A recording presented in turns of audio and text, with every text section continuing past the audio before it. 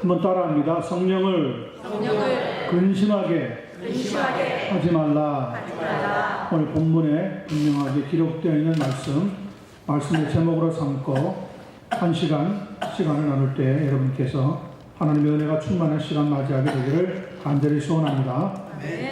곧 성령 강림 주일이 돌아옵니다. 5월 첫 번째인가 두 번째 주일이 금년에는 성령 강림 주일인데, 이 성령님은 성부 성자와 함께 우리가 삼위일체 하나님이다 이렇게 일컫고 있습니다. 종종 성령님은 아버지의 영 혹은 아들의 영이라고 불리우는 신비한 존재이시면서도 살아계신 인격자로서 우리 가까이 오셔서 혹은 우리 속에 내주하시면서 우리의 어려움과 우리의 필요한 것들을 공급해 주시는 하나님의 영이신 것을 분명히 믿습니다. 그래서 오늘 성경은 성령을 근심하게 하지 말라. 하나님의 영이시지만 인격체이신 성령이기 때문에 때로는 우리의 모습을 보면서 근심하게 되기도 한다는 거죠. 어떻게 하면 우리가 성령을 근심하게 하지 않고 기쁘게 믿음 생활을 감당하며 승리의 삶을 살아갈 수 있는지 본문 말씀을 나눌 때에 큰 은혜가 우리 모두에게 넘치게 되기를 간절히 소원합니다. 자, 25절, 26절, 27절 보겠습니다. 그런즉 거짓을 버리고 성령을 근심하게 하지 말라.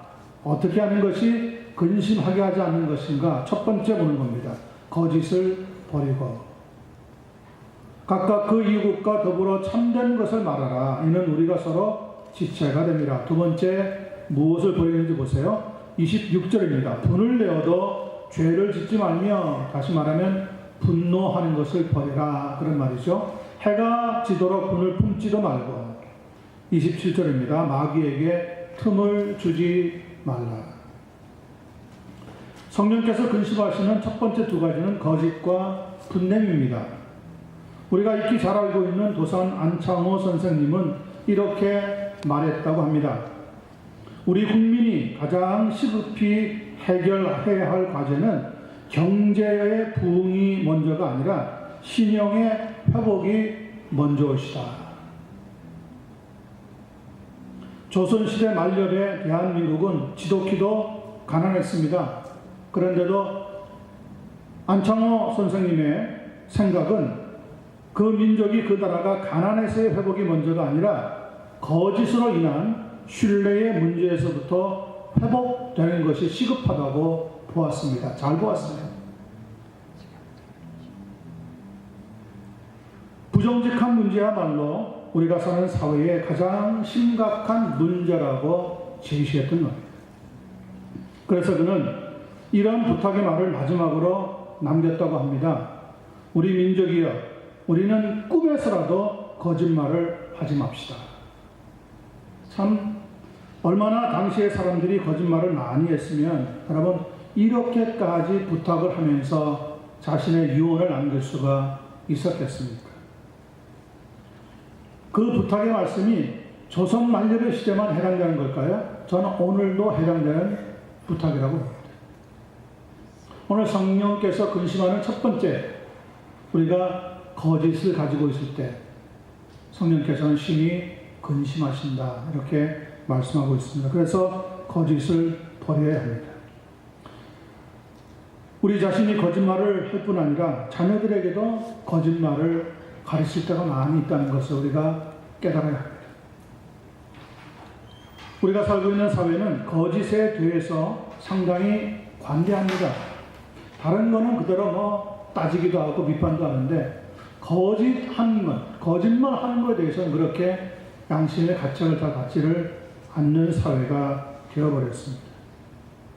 오늘 성경은 그런데 25절에서 이렇게 말합니다. 그런즉 거짓을 버리고 각각 그 이웃과 더불어 참된 것을 말하라. 거짓말과 참된 말, 어느 쪽을 택하는 것이 구원받은 성도의 삶이냐? 참된 것을 말하는 성도가 되셔야 한다. 여러분과 저는 우리의 평생 참된 것을 말하며 살아갈 수 있는 은혜가 넘치게 되기를 간절히 소원합니다. 또 하나는 분냄으로 인한 문제를 다루고 있습니다. 분을 내어도 죄를 짓지 말며 해가 지도록 분을 품지 말라. 분이 넘치면 죄를 짓습니다. 분노가 폭발하면 다른 사람에게 폭력을 가하게 되어집니다. 이 분노를 버리지 않으면 성령이 근심하신다고 성경 본문은 가르쳐주고 있습니다. 미국 역사를 보면 1960년대는 인권 회복 운동의 시대로 알려져 있습니다. 특별히 흑인 인권 회복 운동에 애를 쓴 인물로 보통 마틴 루터 킹 주니어를 손꼽습니다. 하지만 정작 흑인 인권 회복 운동의 가장 열광적인 지지를 받았던 사람은 마틴 루터 킹 주니어가 아니라 말콤 X라고 하는 사람입니다. 말콤 X라고 하는 인물은 흑인 사회에서는 사상적 영웅으로 마틴 루터 킹보다 더 존경을 받는 그러한 인물입니다.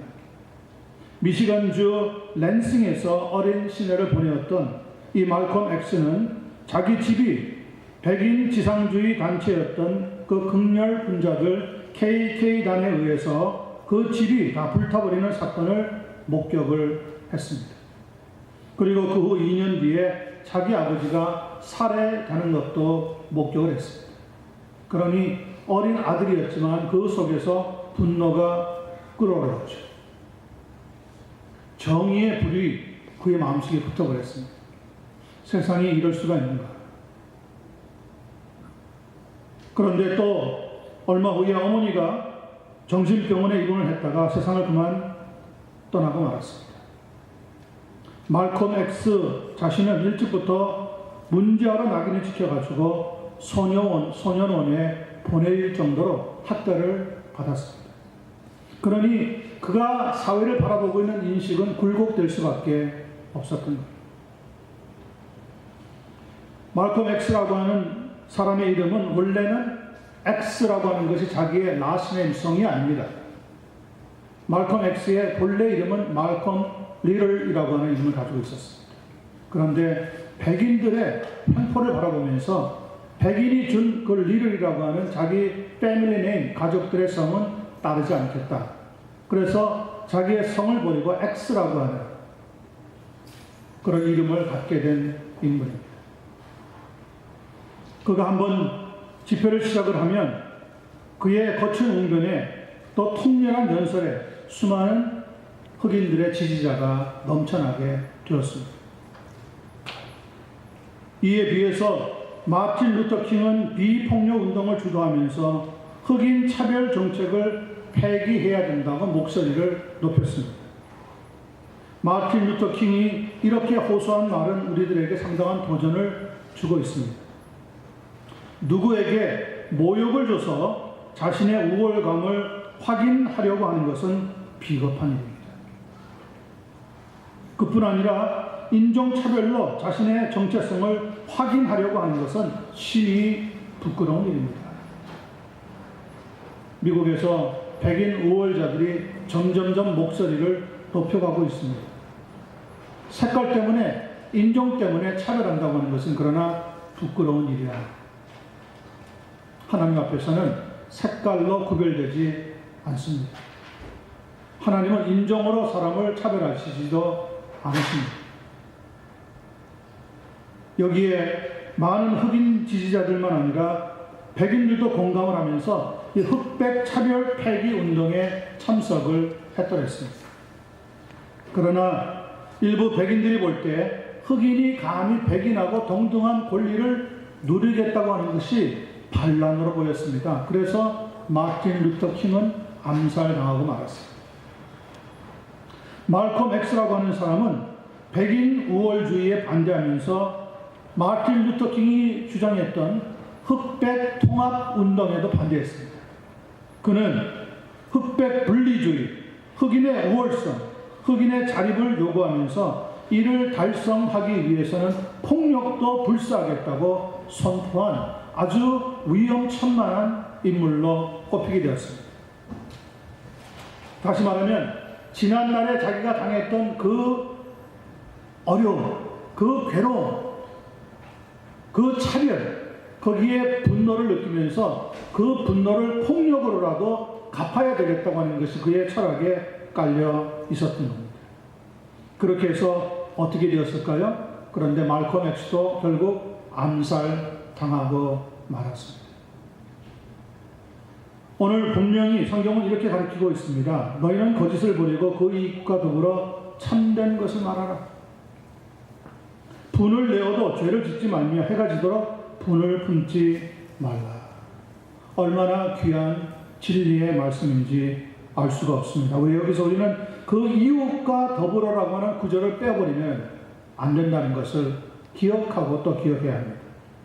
로마서 12장 17절로부터 21절은 이런 귀한 말씀으로 본문 말씀을 덧붙여서 증거하고 있습니다. 아무에게도 악을 악으로 갚지 말고 모든 사람 앞에서 선한 일을 도모하라. 할 수 있거든 너희로서는 모든 사람과 더불어 화목하라. 내 사랑하는 자들아, 너희가 친히 원수를 갚지 말고 하나님의 진노하심에 맡기라. 기록되었으되 원수 갚는 것이 내게 있으니 내가 갚으리라고 주께서 말씀하시니라. 네 원수가 줄이거든 먹이고 목마르거든 마시게 하라. 그리함으로 네가 숯불을 그 머리에 쌓아 놓으리라. 악에게 지지 말고 선으로 악을 이기라. 오늘 본문 27절은 보십시오. 왜 우리가 거짓을 버려야 되고 왜 분냄을 절제하고 버려야 되는지 이렇게 말씀하고 있습니다. 27절입니다. 너희는 누구에게 틈을 주지 말라고요? 너희는 마귀에게 틈을 주지 말라. 우리가 거짓을 자꾸 말하는 것을 버릇들이고 분내는 것을 조절할 줄 모르면 결국 누구에게 이용당한다는 거죠? 마귀에게 이용당할 수밖에 없다는 겁니다. 여러분과 저는 분냄과 거짓에서부터 벗어나서 하나님의 말씀으로 하나님의 진리로 충만하게 채워지는 삶을 살아가기 위해 수고하고 애쓰고 노력하는 한 분 한 분이 되시기를 간절히 축복합니다. 두 번째 보겠습니다. 28절, 29절, 30절입니다. 도둑질하는 자는 다시 도둑질하지 말고 하나님의 성령을 근심하게 하지 말라고 했는데 세 번째 요소가 뭡니까? 도둑질하는 것 성령께서 근심하신다는 거죠. 도둑질하지 말고 돌이켜 가난한 자들에게 구제할 수 있도록 자기 손으로 수고하여 선한 일을 하라. 네 번째 우리가 버려야 되는 게 나옵니다. 무릇 더러운 말은 너희 입 밖에도 내지 말고 더러운 말 하는 것을 버려야 한다는 거죠. 오직 덕을 세우는데 소용되는 대로 선한 말을 하여 듣는 자들에게 뭘 끼치게 하라고요? 은혜를 끼치게 하라. 이 말씀대로 살아가는 우리 한 분 한 분 될 줄로 믿습니다. 자, 성령께서 근심하는 것 세 번째, 네 번째가 소개되고 있습니다. 세 번째는 도둑질하는 것 성령께서 근심하신다는 거죠. 네 번째, 더러운 말을 하는 것 근심한다고 말씀하고 있습니다. 옛 잠언에 바늘 도둑이 커서 소도둑 된다고 하는 말이 있습니다. 히브리 말로 도둑질은 가나브라고 합니다. 이 가나브라고 하는 히브리어는 옆으로 제쳐놓는다 그런 뜻을 가지고 있어요. 즉 정상적인 방법이 아니고 또 바르지 못한 방법으로 이익을 추구하는 일체의 행위가 다 가나브, 즉 도둑질에 속하게 되는 겁니다. 부당한 뇌물을 받는 행위가 도둑질입니다. 높은 사채 이자로 부를 획득하는 행위도 도둑질에 해당합니다. 빌리고도 갚지 않는 행위도 도둑질에 해당합니다. 허락하지 않았는데 슬쩍 물건을 들고 가는 행위도 도둑질에 해당합니다. 일꾼에게 정당한 임금을 주지 않는 행위도 도둑질에 해당합니다.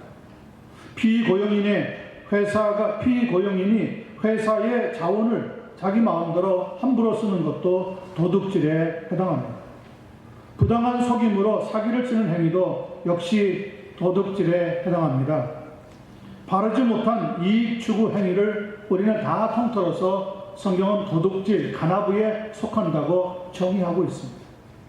오늘날 투자라고 하는 이름으로 행해지고 있는 아파트 투기, 땅 투기, 도박 심리 모두가 다 이 가나브, 도둑질이라고 하는 데에 속하는 행동이라는 것을 우리는 깊이 알아야 합니다. 성도라면은 이런 일에 빠지면 아니 됩니다. 왜요? 성령을 근심하게 하기 때문에.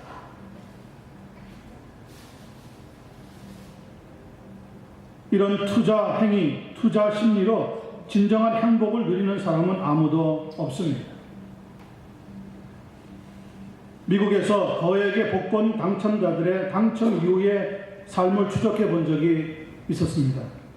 결론은 그 당첨됐던 사람들 중에 한 사람도 행복해진 사람이 없더라는 겁니다. 다 불행해지고 말더라는 거죠. 이런 재미있는 이야기가 있어요. 어떤 사람이 수천만 불에 해당하는 로또에 당첨이 되었습니다. 복권에 당첨이 되었습니다.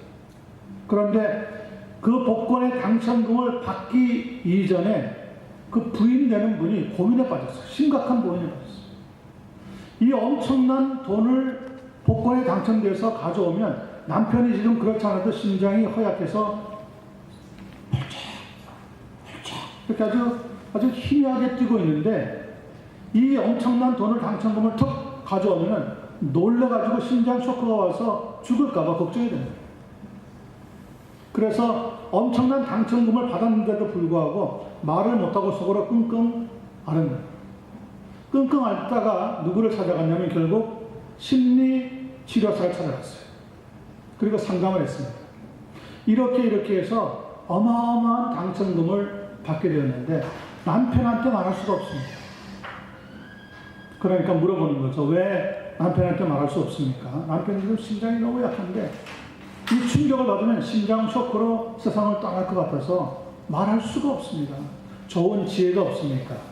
그래서 이 의사가 남편을 만났습니다. 그리고 지혜롭게 이렇게 이야기를 했답니다. 만일 당신에게 100만 불의 복권이 당첨된다면 어떻게 하시겠습니까? 그랬더니 그 남편이 씩 웃으면서 제게 무슨 그런 행운이 찾아오겠습니까? 나는 지금껏 살아오면서 복권 당첨되어 본 적이 없습니다. 그러니까 의사가 그래도 그런 행운이 찾아오면 어떻게 하시겠습니까? 그러니까 이 남편이 그러답니다. 자기 부인하고 이 세상을 한 바퀴 쭉 여행을 하고 나서 그래도 돈이 남으면 자기 부인한테 지금까지 수고하고 뒷바라지한 자기 부인한테 다 주고 가고 싶습니다. 참 좋은 생각입니다. 그런데 100만 불, 200만 불이 아니라 만약에 1000만 불쯤 당첨금이 당신에게 주어진다면 그때는 어떻게 하겠습니까? 그러니까 이 남편이 지금 당첨금이 갑자기 올라가긴 했지만 자기 생각에 이런 일들이 일어나리라고 생각을 하지 않은 거죠. 그래서 아주 순수한 마음으로 그랬답니다. 제가 1000만 불을 당첨금을 받는다면 당신한테 절반을 드리겠습니다. 자, 생각해 보세요. 의사와 남편 두 사람 중에 누가 죽었을까요? 의사가 먼저 심장마비로 죽었어요.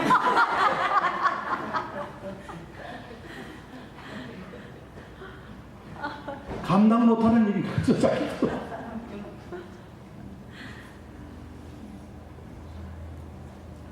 요행을 바라고 땀 흘리지 않고 수고하지 않으면서 무슨 대가를 얻으려고 하는 것처럼 하나님이 기뻐하시지 않는 것이 없습니다. 오늘 귀하게 성경은 말씀하고 있는데요. 우리가 도둑질하는 것, 성령을 근심하게 하는 것이라고 말씀하고 있습니다. 갈라디아서 6장 9절입니다. 우리가 선을 행하되 낙심하지 말지니 포기하지 않으면 때가 이름에 거두게 되리라. 또 하나는 네 번째입니다. 성령을 근심하게 하는 것은 무릇 더러운 말은 너 입 밖에도 내지 말고 오직 덕을 세우는데 소용되는 대로 선한 말을 하여 듣는 자들에게 은혜를 끼치게 하라. 그리고 나오는 말씀이 참 충격적입니다. 하나님의 성령을 근심하게 하지 말라. 그 안에서 너희가 구원의 날까지 인치심을 받았느니라. 정말 놀라운 것은 우리 입 밖으로 더러운 말을 할 때 성령께서 근심하게 된다는 거예요. 이 근심한다고 하는 말이 영어 성경에는 grieve라고 되어 있습니다. grieve라고 하는 영어 단어는 슬퍼하며 탄식한다 그런 의미를 가지고 있습니다. 로마서 8장 26절에 보면 이 탄식한다고 하는 말이 구체적으로 이렇게 기록되어 있습니다. 이와 같이 성령도 우리의 연약함을 도우시나니 우리는 마땅히 기도할 바를 알지 못하나 오직 성령이 말할 수 없는 탄식으로, 그냥 탄식이 아니에요, 말할 수 없는 탄식으로 우리를 위하여 친히 간구하시느니라 말씀하고 있습니다.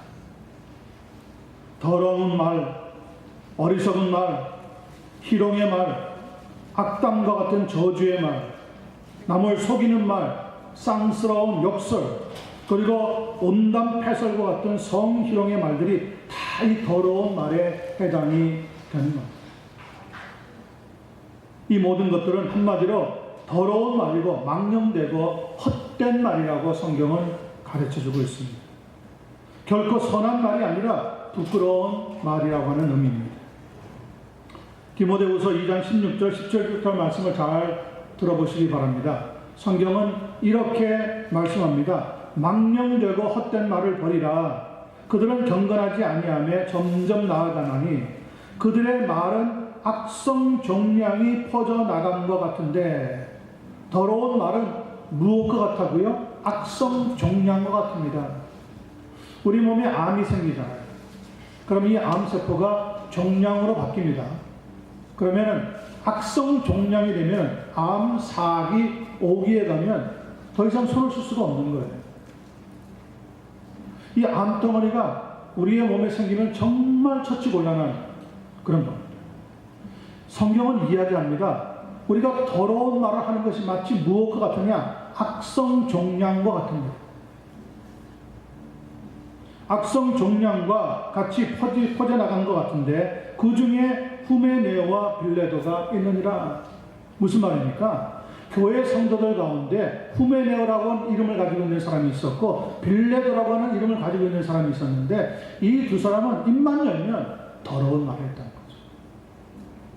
쌍스러운 말도 하고 음담 패설도 슬슬 성희롱같이 하고 어울리지 않는 욕설도 가끔씩 쓰면서, 이전에 지금은 많이 이제 그런 게 절제가 되었지만 우리가 70년대 80년대 교회에서 부흥회를 하면 한국에서 오신 부흥사들 중에 막말하는 사람이 참 많았습니다. 그러면서 어떤 목사님은 부흥회를 한다 하면서 욕을 해댑니다. 저 뒤에 앉아있는 누구누구 XX 하면서 막 욕을 드립도 하는 거예요. 사람들이 수근수근 하니까 뭐라고 정당성을 부여하느냐면 욕도 하나님이 주신 선물입니다. 근데 또 이렇게 앞쪽에 앉아있는 사람들이 아멘 그러더라고요. 야, 참 어떻게 그렇게 잘 짝짝꿍이 되는지 알 수가 없어요. 그 아멘 한 사람들은 평상시에 아마 그 입만 열면 욕이 터져 나오는 사람인지도 몰라요. 아멘 할 걸 아멘 해야죠.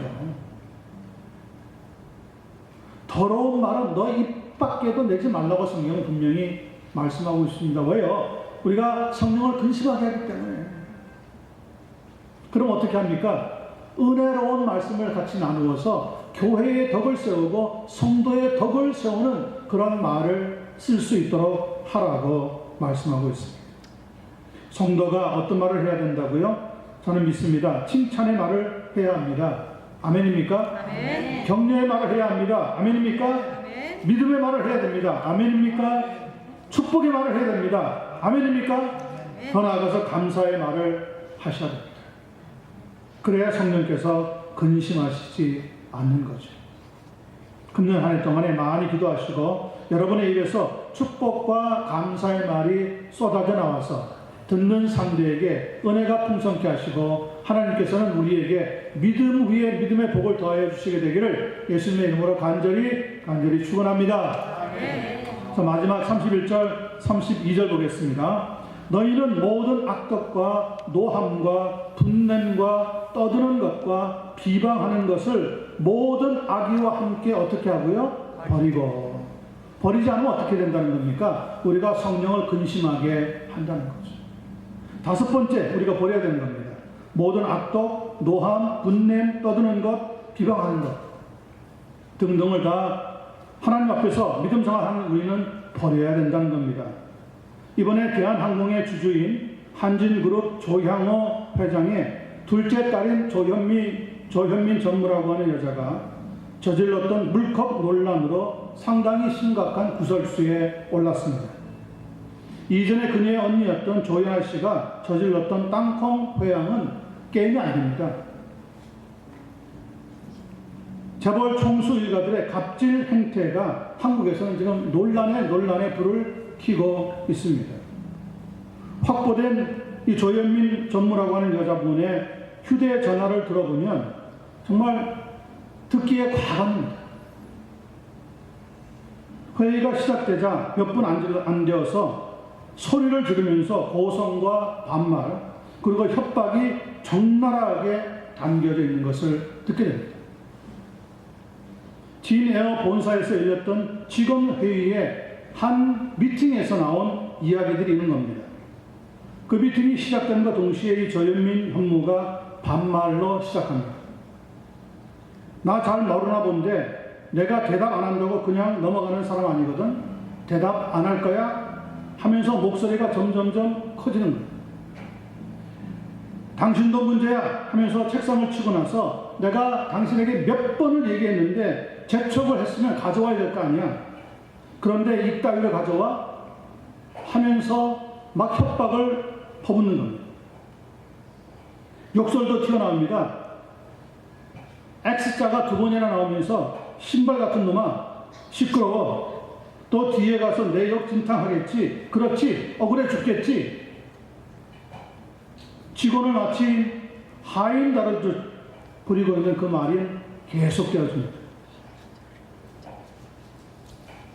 욕을 듣고 반말을 듣고 고성을 듣는 사람이 죄송합니다. 그러니까 이렇게 얘기합니다. 아우 씨 하면서 그 뒤에 말을 연결시키면서 월급과 인사권을 무시하기로 하면서 협박까지 이렇게 합니다. 당신 월급에서 깝니다. 그러면 앞으로도 월급에서 깔까? 징계해. 나 이거 가만 못 놔둬. 어디 한번 징계해봐. 징계하자.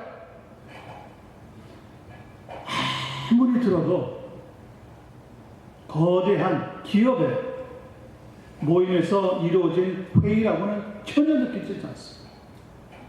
한 30분간 자기 성깔 다 부리고 나서 자기 혼자 그냥 회의장을 빠져나감으로써 회의가 끝나긴 했지만 이런 언행과 폭행을 견디기 힘들어서 회사를 그만둔 사람들도 있답니다.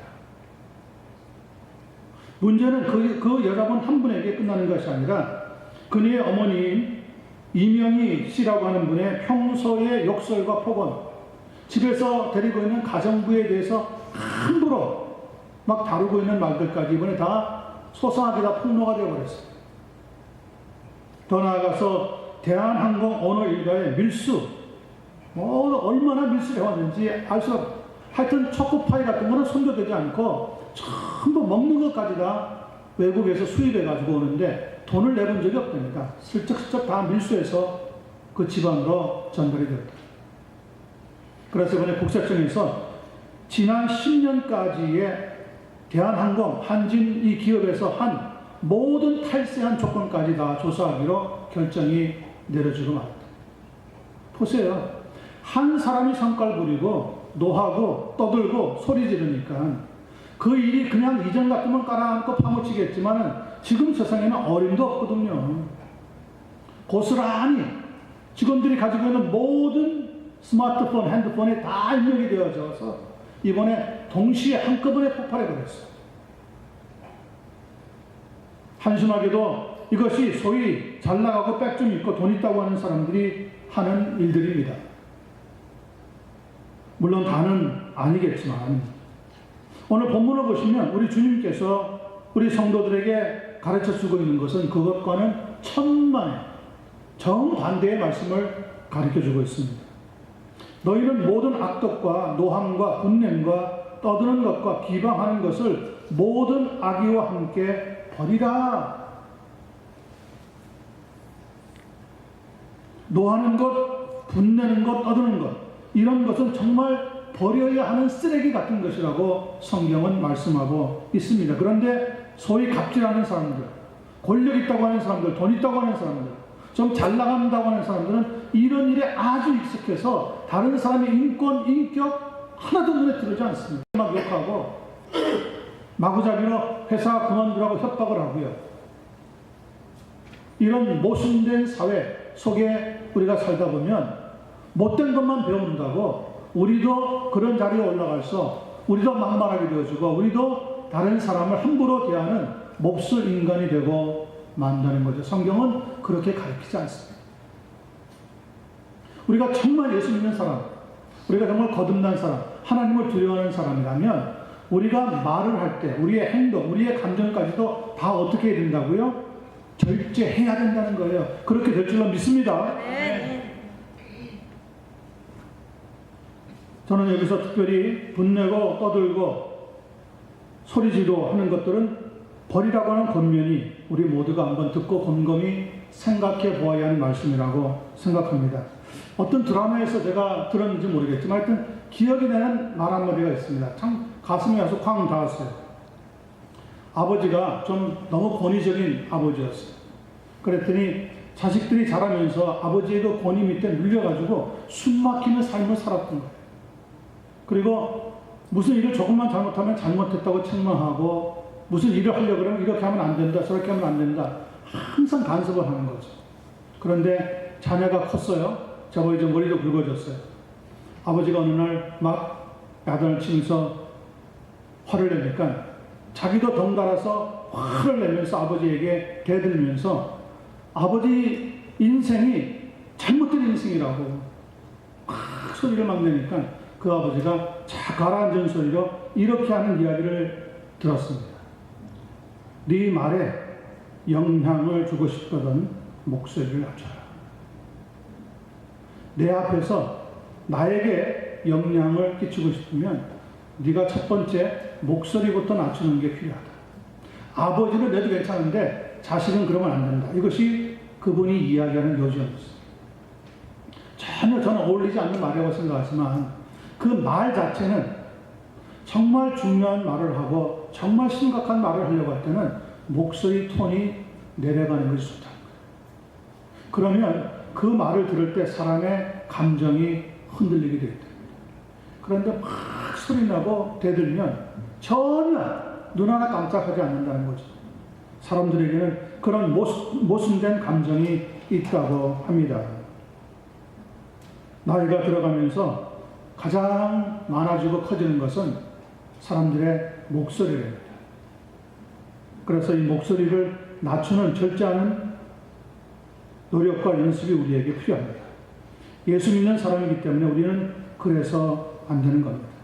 자, 그러면 어떻게 해야 되겠습니까? 32절 보세요. 오늘 결론이면서도 가장 중요한 말씀을 가르쳐주고 있습니다. 서로 친절하게 하며 불쌍히 여기며 서로 용서하기를 하나님이 그리스도 안에서 너희를 용서하심과 같이 하라.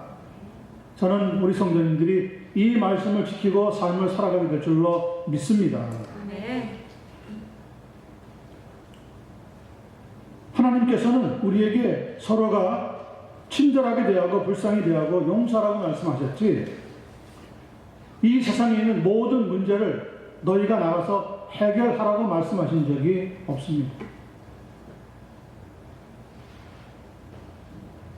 다만 서로 용서하기를 하나님이 그리스도 안에서 너희들을 용서하신 것 같이 너희들도 용서하는 삶을 살아가라고 가르쳐주고 있습니다. 성경에 하나님의 사랑은 용서로 나타납니다. 그리고 용서는 회개를 통해서 이루어지는 은혜의 역사입니다. 회개가 없어도 그저 사랑하는 것이 좋다고 하는 것은 용서가 아닙니다. 사도행전 2장 36절, 7절, 8절을 보면 성경은 이렇게 말씀하고 있습니다. 그런즉 이스라엘 온 집은 확실히 알지니 너희가 십자가에 못 박은 이 예수를 하나님이 주와 그리스도가 되게 하셨느니라. 유대인들이 로마 힘 있는 사람들하고 같이 손을 맞잡고 죄가 없으신 예수님을 십자가 처형으로 몰아내가지고 죽였단 말이에요. 마음속에 찔림이 있었어요. 자기네들이 그렇게 예수님을 죽여놓고 나서 우리가 정말 죄 없는 의인을 죽였다. 우리가 잘못한 것 아닌가. 그런 이야기들이 쭉 돌고 있을 때 사도 베드로가 그들 앞에 서서 한 이야기입니다. 너희가 십자가에 못 박으신 이 예수를 하나님이 능력으로 다시 살아나게 하셔서 주와 그리스도가 되게 하시느니라. 그랬더니 듣던 사람들이 마음이 찔려가지고 다시 뭐라고 물어보느냐면, 형제들아, 그러면 우리가 어찌할꼬? What am I supposed to do? 우리가 잘못한 것 같은데 이거 어떻게 했으면 좋겠느냐. 하나님이 보내신 메시아를 우리의 힘으로 억지로 떠밀어가지고 재판하고 죽인 것 얼마나 큰 죄인가. 그랬더니 이렇게 해답을 주고 있습니다. 너희가 회개하여 각각 예수 그리스도의 이름으로 세례를 받고 죄의 사함을 받으라. 뭐 하라고요? 회개하고. 회개가 먼저예요, 하나님 앞에서. 용서는 회개가 동반되어야 합니다. 회개가 없는데 용서해 준다는 것은 사랑이 아닙니다.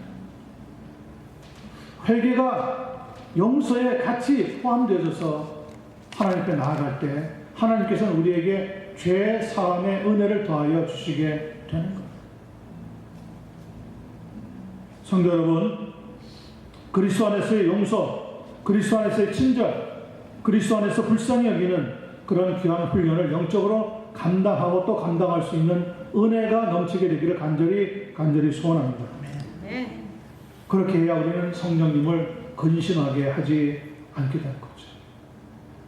거짓을 버리십시오. 분내는 것을 버리십시오. 도둑질하는 습성을 버리십시오. 더러운 말을 하는 입술을 회개하십시오. 분냄과 떠드는 것과 비방하는 것도 버리십시오. 그리고 우리의 입술로 진실을 말하십시오.